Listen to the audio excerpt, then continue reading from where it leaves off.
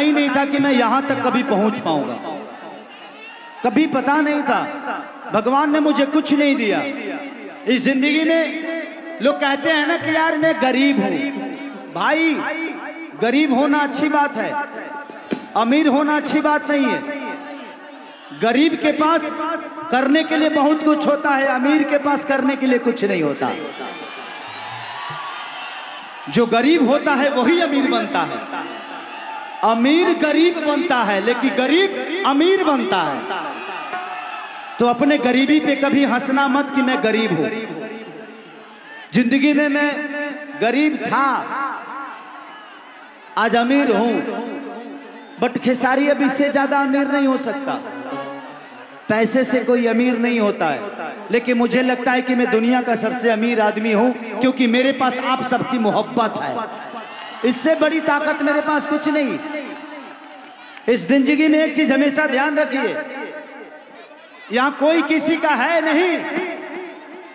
बेटी दामाद की हो जाएगी, बेटा बहू का हो जाएगा, शरीर शमशान की हो जाएगी और जिंदगी मौत की हो जाएगी।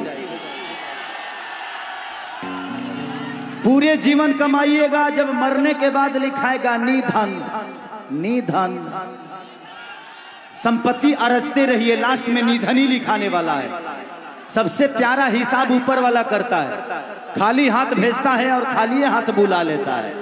उससे बड़ा हिसाब किसी के पास नहीं है। तो जिंदगी में पैसे के लिए किसी से झगड़ा लड़ाई मत करिए, हक के लिए जमीन के लिए लड़िए मत। मेहरारू से झगड़ा होके तो 1-2 घंटा में पटा ली हलो। अगर तू लो मनोइला ना 1-1.5 घंटा में, तो इंस्टाग्राम पे आके लाइव लगी मारे, पता चला जे ओकर 10 गो फॉलोवर बढ़ गए तो तहार इज्जत गई।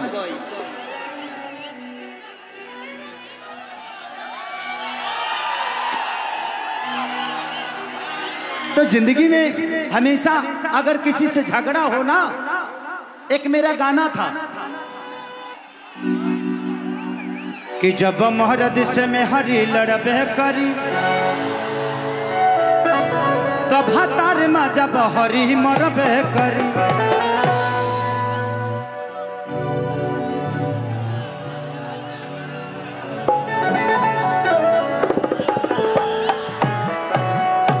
एने हम डरे न खेो तो हमार तो बेटा मरी खींच दिला सब। आप भैया आप थोड़ा सा लोगों को देखिए कि उनको भी देखने में दिक्कत होता है। हाँ इधर आप इधर।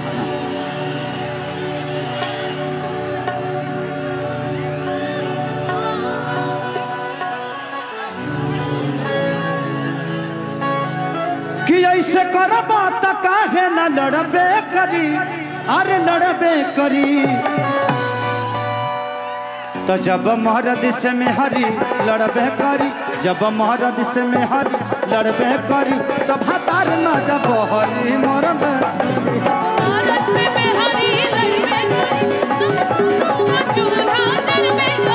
जब मर्द से मेहरी लड़बे करी, तब हतार न जब हरी मरबे करी।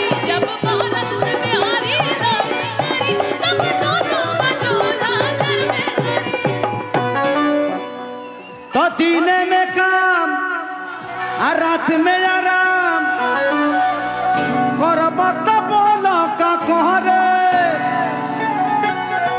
मौगी कहती है कि दीने में काम और रात में आराम, करब तो बोलो का करब। तो मर्दा कहता कि कहाँ से आई खाए के मलाई, अजब रानी कमवे न कर। देखिए जिंदगी में अगर रिश्तों को निभाना है तो एक रिश्ते से आप किसी को निभा नहीं सकते। अगर आपकी बीवी है तो जब वो लड़ती है ना तो उसको अपने बहन की तरह समझ लीजिए कि एक मेरी छोटी बहन मुझसे लड़ रही है। अगर वो डांटती है तो उस समय उसको अपना माँ समझिए, अगर वो हट करती है तो उसको अपनी औलाद समझ लीजिए। अगर वो कभी कभी प्यार करती है तो समझ लो कि ये बीवी है। तो एक इंसान से अगर 10 रिश्ते अगर जोड़ दीजिएगा तो किसी ना किसी रिश्ते से वो अच्छा नजर आएगा। तो कोशिश करिए कि झगड़ा तकरार लड़ाई, कल पता नहीं भाई तो कल पता नहीं है, किसी के जाने के बाद यही अफसोस होगा कि यार काश मना लिया होता तो आज वो मेरे सामने होता, यार अफसोस नहीं होता। तो कल पता नहीं, इसलिए जिंदगी में लड़िए मत कि दीने में काम रात में आराम करब तो बोला का कहबे।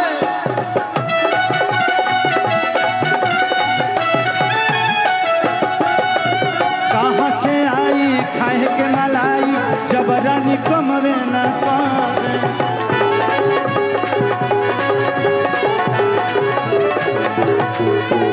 कहाँ से आई खाए के मलाई जबरानी कमवे न करे।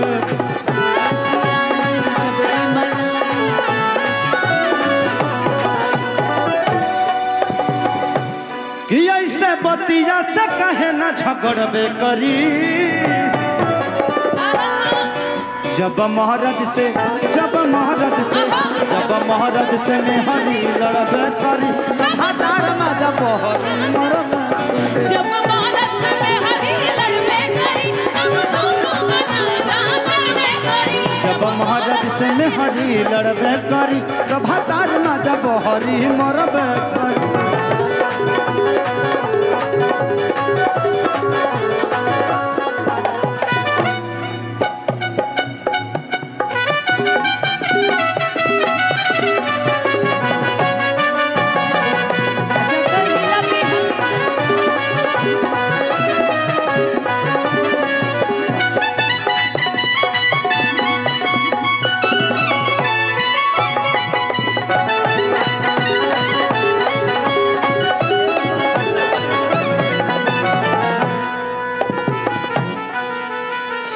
कि सुनाया जात हो जाई बर्बाद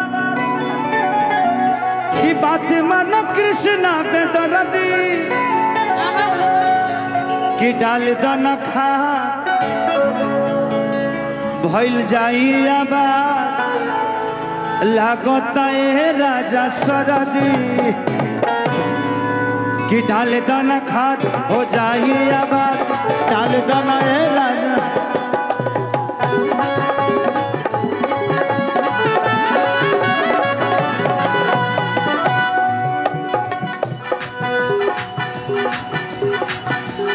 कि आग लाग जाई देह में तो जरबे करी। कि आग लाग जाई देह में तो जरबे करी। तो जब महाराज से मेहरी लड़बे करी तो भतार मजा बहरी।